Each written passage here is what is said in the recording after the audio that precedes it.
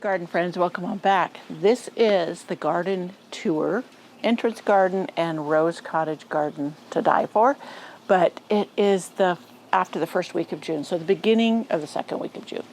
And yeah, you're gonna love it. So come on along. There's lots of iris still in bloom. Some of the roses are coming into bloom, and it's just a colorful time of year to enjoy in the garden.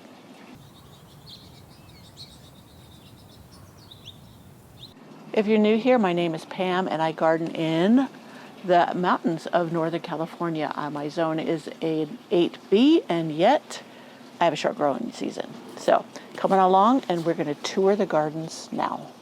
So we'll start here on the back deck as usual, pretty much the same out here. I haven't been working out here. I've been doing other things that are taking up my time, but yeah, it's all doing well. We enjoy our time out here by our fire pit. Look at my tree rose here. This is iceberg, white iceberg, and also red iceberg. Burgundy iceberg, it's called. So I have a blackberry, a thornless that comes up under the deck, and I need to prune it back. I keep saying every year I'm gonna move it and have it climb along the back fence. Look at my Zephyrine drone rose from this angle. This is why I wanted these trellises on here. I did used to have them climbing the porch post, but that created this black mold. And when we had it painted last year, I decided I wanted to hold the roses away from the post, and these cattle panel trellises work fantastic. They're hung by hooks on the eave, and I just train the rose up it. But being the first week of June, this is the end of the first week, the roses are in full glory. We're gonna walk through. Look at this down here, the hummingbird. I'm interfering with his getting to the feeder. But yeah, that's the Rose Cottage Garden and Rose Alley. And look, here's the Dreamweaver rose. Just look at this. I love having these at eye level as I walk along the side porch. That was my intent with putting that on there. Cute little ladybug there on the bud. Can you see her? Might be a little blurry. So let's continue on, do the entrance garden. I really am gonna try to do all the gardens in one, I think. We'll see how long this takes. I've been working on my irrigation, so areas that aren't getting it, excuse the fan noise. Look at my Power Puff pink. I even like the way it fades in color. Yeah, I was finding spots that weren't getting watered, so I've been adding little misters, as well as the misters will help with spider mites because it creates moisture in the air. But look at these iris. Aren't they fantastic? And there's one of my hardy geraniums that acts as a nice ground cover at times. The petunias I added to the barrels are doing okay. Irises are starting to go over. You see these ones right here. This was the white hot. I'll prune back the, I'll deadhead them and cut back the stems, and then let the leaves stay to absorb energy for the rhizome. I won't move this one. It's doing fine there, and it's not too thick, not got too many, it's not crowded is what I'm trying to say. So there's my Beverly rose back there. My Eden rose is still coming along. It's starting to bud up, or getting ready to bloom along the top of the fence. Back there's Darcy Bucelle. Took that out of that one barrel that I removed from here, up here. And then, I'm not sure what that one is. Oh wait, that's Polka. I just added that one this year. Threw some more petunias in. I had an extra, and that's one of the spots that wasn't get watered, so this one on this end on the left looks pretty sad, but I'm getting water to it now. My Hyde Hall roses are doing fantastic. I had those rose weevils on them. Oop, I see some here. I'll show them to you so you see what they look like. See that? I have to kill those. I usually go along with a cup of soapy water and drop them in it, but yeah, you see all the punctures on there? That's what they do. Yeah, they damage the roses, or they do this. You see that?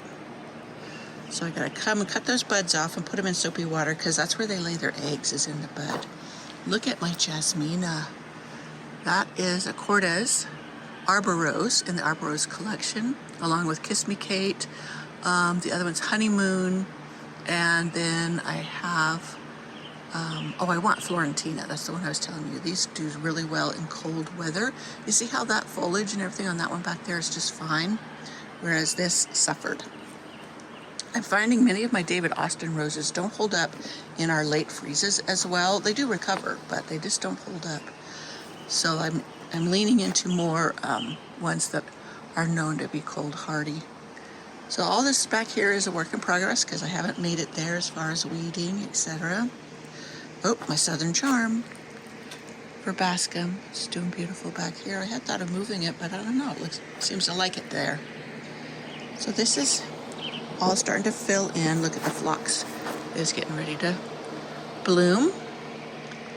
Here is my Origeron, also known as Santa Barbara Daisy. Also Fleabane is another name for it. The tansy, I should have cut it back hard so it would make a small mound. That's what I had intended for it to be. Small mound of daisies. My black lace elderberry is still doing good. Look at the blooms on it. Isn't that pretty? Let me get around here so it's very lacy and elegant. So, Gaillardias are going to be blooming in full by the end of this week or next week. The irises that are left. Oop, this one's leaning. Some of them are getting top heavy and need to start staking. Some of them, they don't always lean. But I've also noticed that the gophers had eaten some, so the roots have been undermined. And so they start to lean. This container here, that's going to be moved and replanted. Look at the artist garden. Artist garden's filling in, even the zinnias. And all of that. I have some more salvia to put. I think I'm going to put it over here in this blank area. I've got the starts, the tip cuttings I took. They're rooting very well. I've planted them around. Here's my Eden rose. It's doing so gorgeous. Now I pruned it back, thinned it out pretty hard this year. It needed some revamping because it had damaged canes. And yeah, it's throwing up new canes, which is great. And exactly what you want it to do. That refreshes the plant. So all these iris are finishing up, but still blooming, doing beautifully. The phlox back there will bloom a little bit later. I have my limelight hydrangea. My Zinfandel is over here, and they don't carry that anymore, so I'm gonna have to propagate it if I want more of that particular one, which seems to do very well for me. Look at this iris. It's a later blooming, obviously, but it does not look like a creamsicle. I don't know if you guys have had creamsicle. Do they even make those anymore? They used to be, it's vanilla ice cream with the orange popsicle shell. And I used to love those as a kid. Haven't had one in a long, long time. That and fudgesicles were my favorite as a kid. So all along here, everything's filling in. I'm really loving the Nepeta along here. I've got a couple, so I think I'm going to repeat that. Over here, I have the Calamintha, which is related, that I grew from seed. There's some here, some right here, and some over there. So hopefully it will be seed if I let it. Here is another iris. It's got a little buggy in there. This one's called Got Milk. I got that one from Sutton's Iris Garden. And here's my Concertina. All doing beautifully. Yeah, I'm debating on my butterfly bush this year. I think I might prune it up where it's more of just a tree shape and doesn't cast as much shade as it usually does, because I got a lot of sun-loving things in here and I want them to thrive. Now here is my Olivia Austin rose that really looked rough after the freeze, and it's pulled through, doing beautiful. I need to deadhead my Huckleberry Fudge iris. Turn and face the house and you can see the clematis. Now this one over here is finishing up and I can prune that back. And then this one is going strong. Now the first one, like this was Bee's Jubilee, started before this one. So it's no surprise that it's finishing up, and I will, like I said, trim it back and it'll put out new growth. I may get another bloom and I may not, but then next year it'll be just beautiful. Oh, let's go down and look at that peony. That peony. Now see, I had one right here too. I have no idea why this one died. None. And there's a little one there and it doesn't look that great. So I'm thinking of moving it. But look at this thing. It's so big and blousy and gorgeous. I'm trying to make it focus for you. There it goes. So let's walk around here to the ones that are really open. Look at that thing. Now peonies are very short blooming, but they're so gorgeous. And then they just make a beautiful plant, shrub, the rest of the time. So let's get a quick close-up of this one. This one hiding down here is peachy and white. I had one that was more orange and white. Look at this one with just barely a hint of yellow around the edges. Just beautiful. Beautiful. My Happy Chappy Rose still needs some help getting rid of those weeds around it. But we will get to that one step at a time. Okay, so let's go up and then come down the side over there. I don't sweat it. If things are, looking a little faded or what have you, I just wait until I have time. I've had a couple of days of thick smoke, so I haven't wanted to be out here. This is just going to be, look at this, tons of blossoms. This is going to be covered in a mass of white popcorn like blooms, that rose. And the deer leave that alone. They've never touched it, even when they've gone for other things. So that's my Roseanne hardy geranium, and it just takes over here, and it's just a mass of blooms later on in the summer, which is perfect. Here's my Kirsten Poulsen rose. It's a single, but has these bright fuchsia blooms all summer long. Down here is where I plant my zucchini squash, and it does well here because this is a very hot spot, and it has, of course, little sprinkler heads, so they get plenty of water. Daisy's getting ready. My poor roses I transplanted, and then it turned hot, so they're really struggling. I need to cut them way, way back. The Monarda, all that right there is Monarda, and it'll be blooming. I don't know if I have my purple in here. I know I have the red. And here is Elkie. She's just been blooming away. Another hardy geranium. So my Happy Chappy, he's blooming away amongst all that tall grass. That is going to be taken care of eventually. Pull it out of there. Some more pretty iris blooming. My foxgloves. I just did a video, or working on it, on 15, not 15, I don't have a number yet. I need to look up how many I got, but perennials that come back and thrive and bloom in the spring for you. There's my verbascum. Another little iris tucked back in there. Look at my, I'll see if I can get up close to it, but there is Lady of Shalott rose. I'm pretty sure that's what that one is. And the other one is Betty Harkness. I got that one because my mom's name was Betty. And they have similar colorations. That's why I put them in the same barrel. So you can see how the front entrance garden is doing. And this after the first week of June. This is the last, there's one of those nasty little rascals again. Nasty thing. Sorry if I jiggled the camera. I had to get them off my beautiful Bosco Bell roses. I don't want them to mar them. Oh, look at that. I test Uberville roses. So I was going to get up close to this so you can see those roses. Aren't they gorgeous? And then that one right there in bud is the Betty Harkness. You can see how they're very similar in coloration. This is Friday, so I need to get out and do my fertilization. I call it Fertilizer Friday.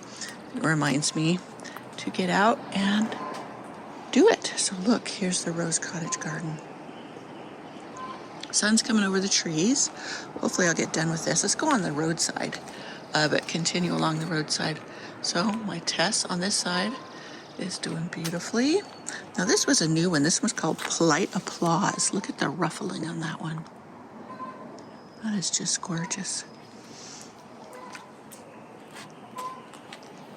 More daisies getting ready. Oh, I see one of my peony. I need to prune it back. This one is done blooming, so I just prune off the seed heads. And look at this one. This thing, the blooms are so huge. So huge. I can't even tell you. They are much bigger than my hand.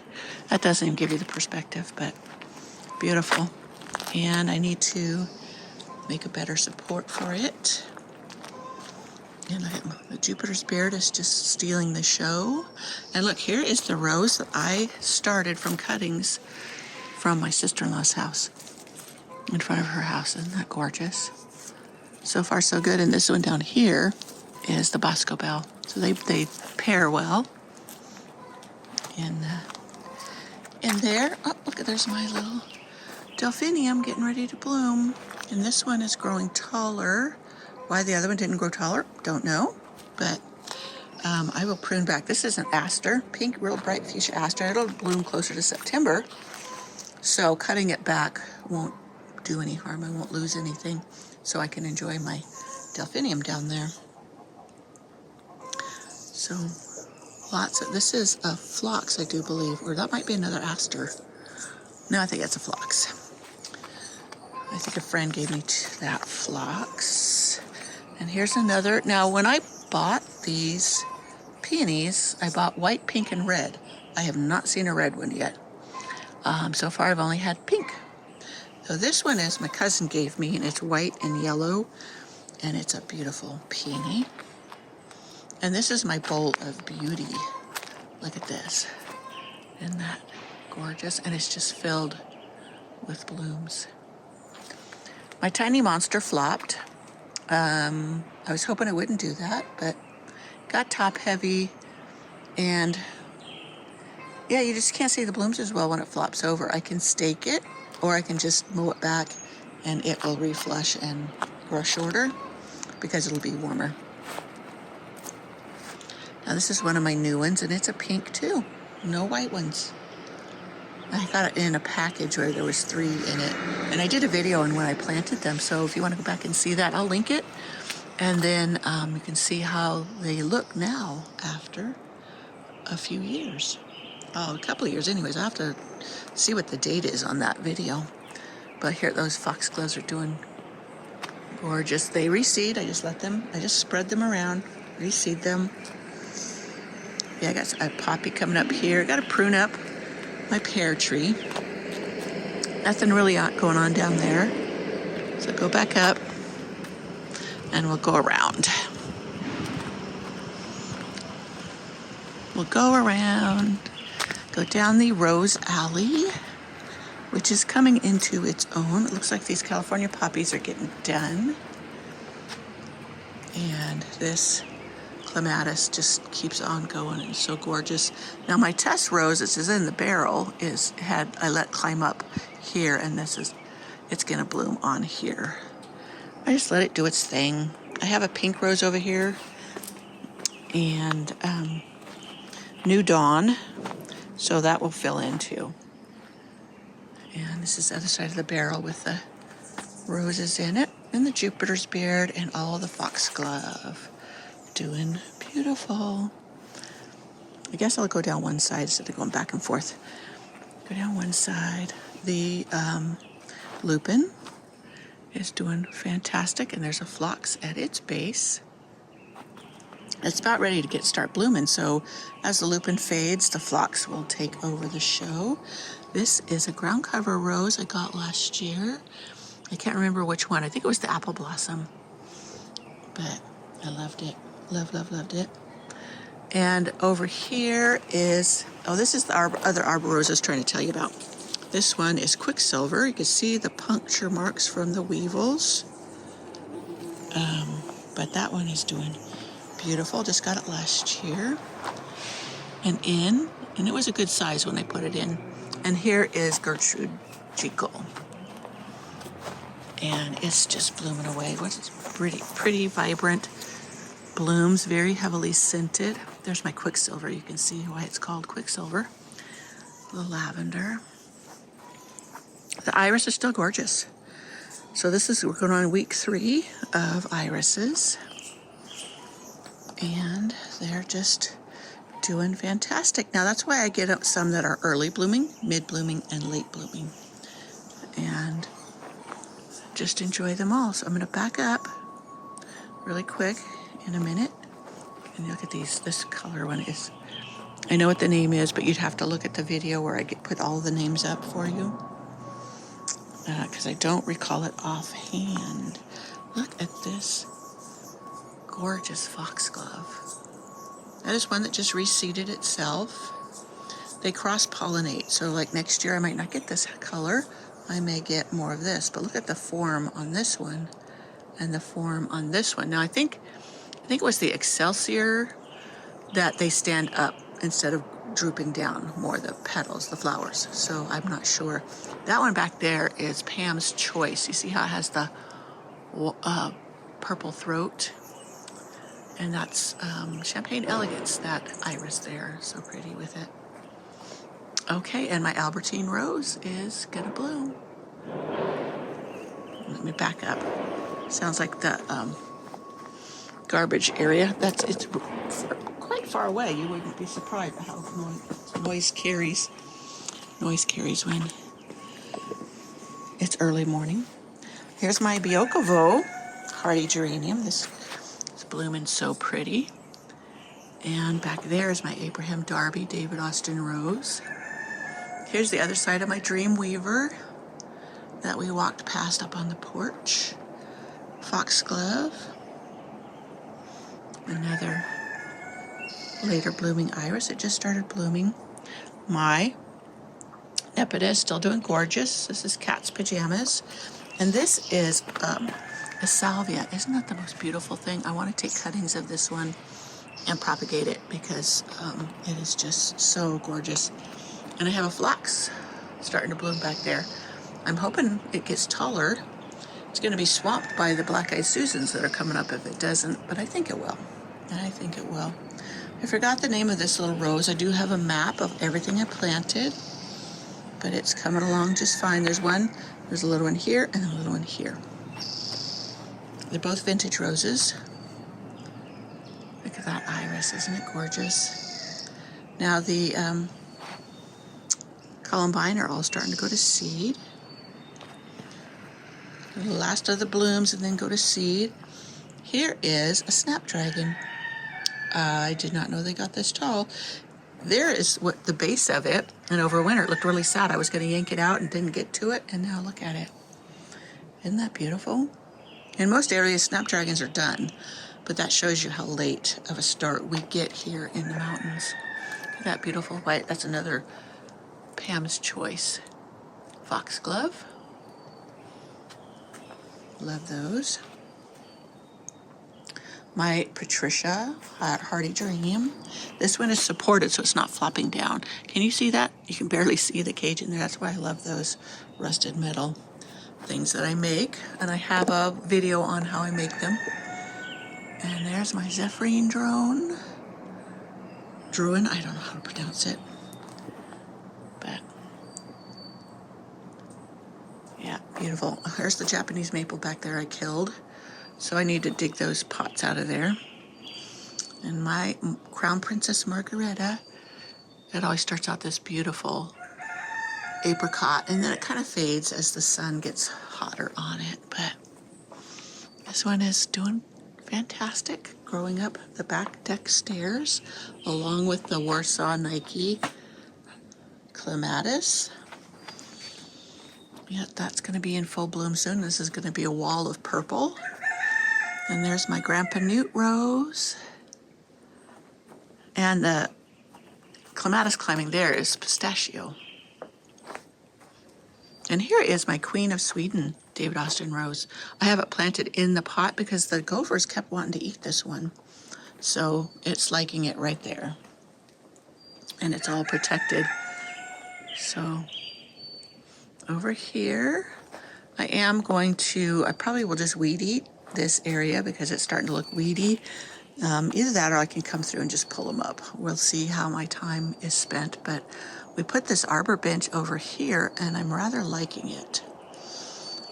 My snowball viburnum that is back there, let me get closer, should get taller and really fill in. You can see the dead, dried up flower there, but that's going to get much bigger and will provide a privacy screen right here from the road.